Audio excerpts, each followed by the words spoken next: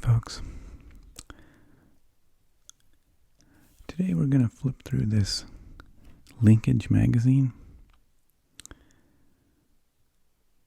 which is their slogan is geared for automotive life. So it's got like history, photos, stories, and it's also got some auctions and pricing of different cars.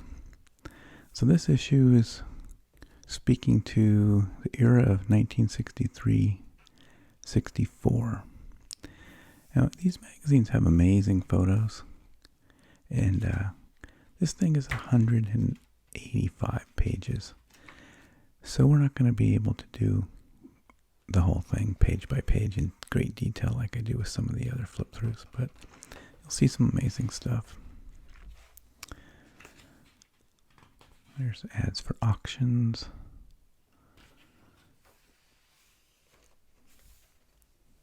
A JX2 MK3. I don't even know what that is. That's a car I'm not familiar with. But so we're going to find exotics and race cars and sports cars and even classic cars in this catalog.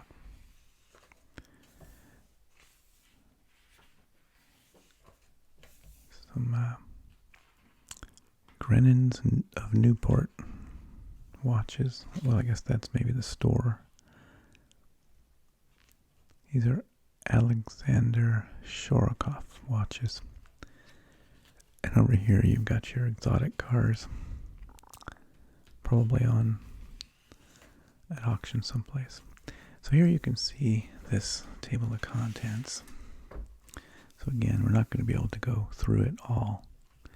We're just going to talk about Porsches, Ferraris, Corvette, Mustang, quite a few things. You can see that even the table of contents alone is too long to go thing by thing, item by item. It's too much.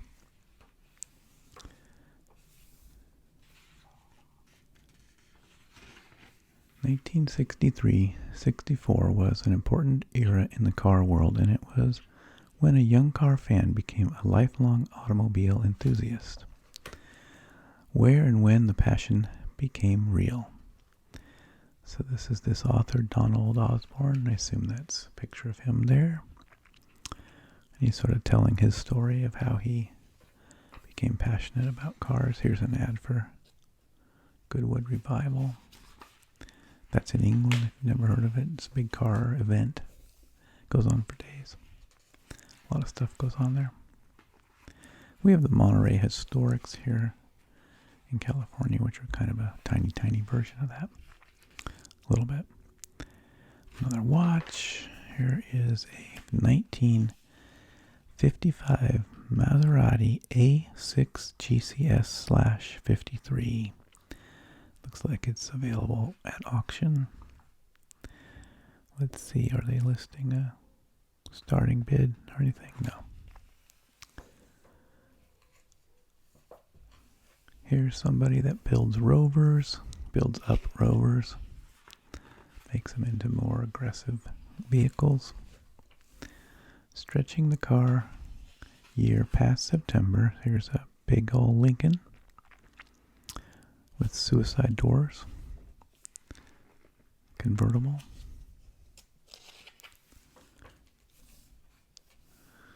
There's a driving gem, twisties, gorgeous landscapes, and a thrilling hill climb await on Oregon State Highway 53. I don't believe I've ever driven or ridden that road. Looks cool. There's a Barrett Jackson ad. That's another auction house. If you've probably seen that one on TV, maybe. More auction houses and restoration companies. It's a beautiful Porsche in that photo. Emery Motorsports. Sotheby's.